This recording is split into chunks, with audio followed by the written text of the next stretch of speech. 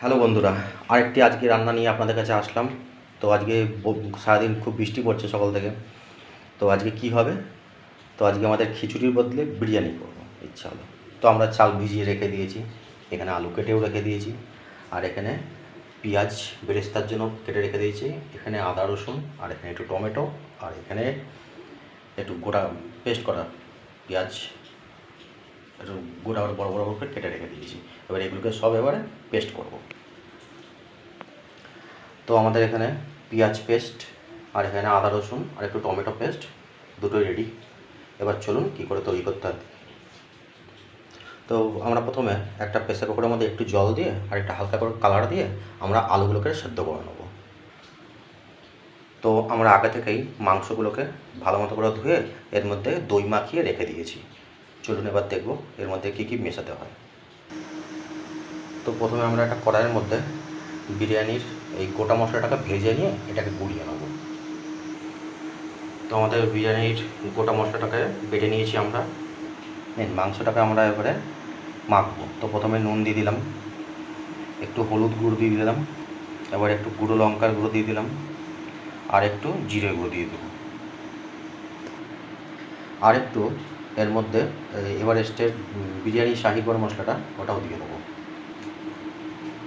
এটাও পরিমাণ মতোই দেবো। দিয়ে আমরা এটাকে পুরোপুরি মেখে নেব। তো এরপর আমরা এটা মাখা হয়ে গেছে, এরপর আমরা এর মধ্যে আদা রসুন দেবো, আদা রসুনের যে পেস্টটা করেছিলাম সেটা দিয়ে দেবো, আর এরপরে আমাদের পেঁয়াজ পেস্টটা ওটাও দিয়ে দেবো, দিয়ে আবার একটু ভালো করে মেখে নেবো।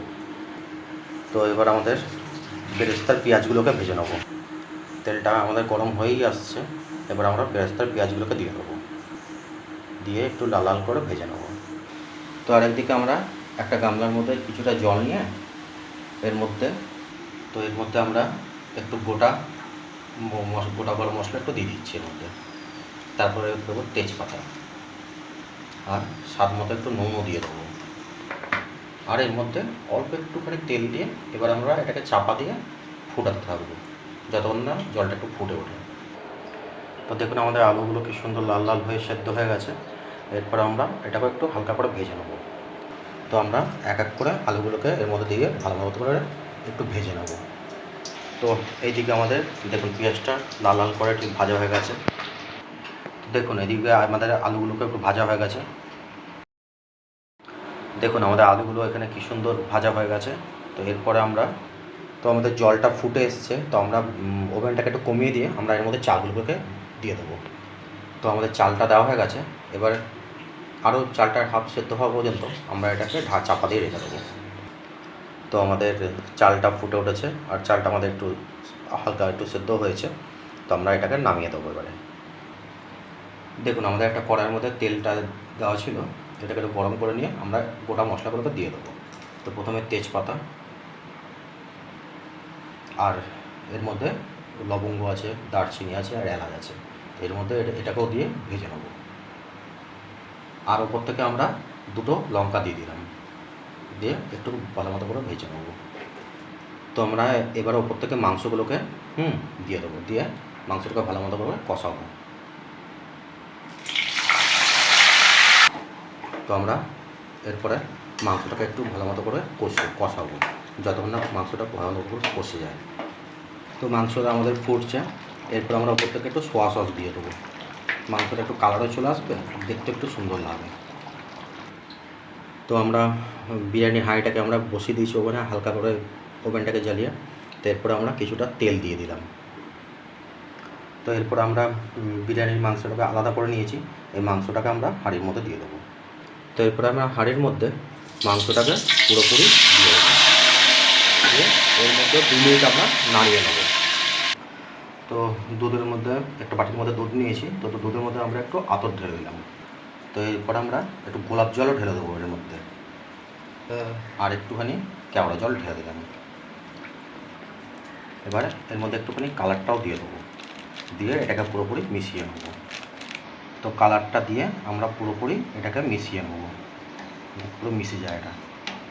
তো এরপর আমরা অল্প একটু এর হাফ রাইসটাকে আমরা এর মধ্যে দিয়ে দেবো, তো এরপর আমরা এক এক করে আলুগুলোকে এর মধ্যে সাজিয়ে দেবো, কেন এটা যখন ভাপাতে দেবো আলুগুলো আমাদের পুরো ভাপানো হয়ে যাবে। তো এরপরে আমরা ওপর থেকে যে বিরিয়ানির যে গোটা মশলাটাকে আমরা পেস্ট করে মানে গুঁড়িয়ে রেখেছিলাম সেটাকে আমরা এর মধ্যে দিয়ে দিলাম। আর ওপর থেকে একটুখানি ওই শাহি বিরিয়ানি মশলা ওটাও একটু দিয়ে দিলাম।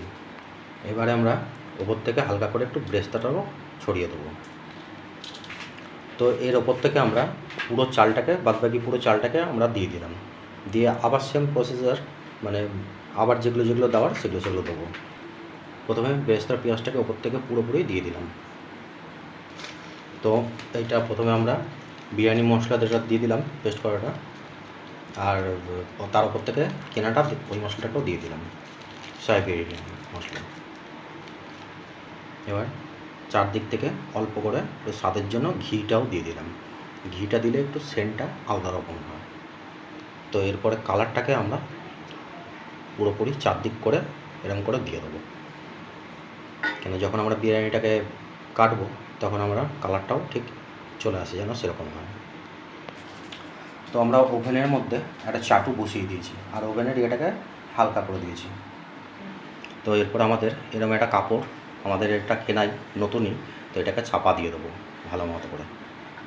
তারপর এর ওপর থেকে ঢাকনাটাকে দিয়ে দেয়। তো এর ওপর আমরা সিলটাকে চাপিয়ে দেবো, দিয়ে মোটামুটি 15 মিনিট রাখলেই আমাদের এটা তৈরি হয়ে যাবে। আমাদের বিরিয়ানি অলমোস্ট রেডি পুরো। এরপর এটাকে আমরা কাটবো। তো দেখুন আমাদের বিরিয়ানি পুরো রেডি, কি সুন্দর হয়েছে আর খেতেও তেমনি অসাধারণ লাগবে। করে দেখবেন, খুব ভালো লাগবে। প্লাস আমাদের এর সাথে আছে কষা মাংস।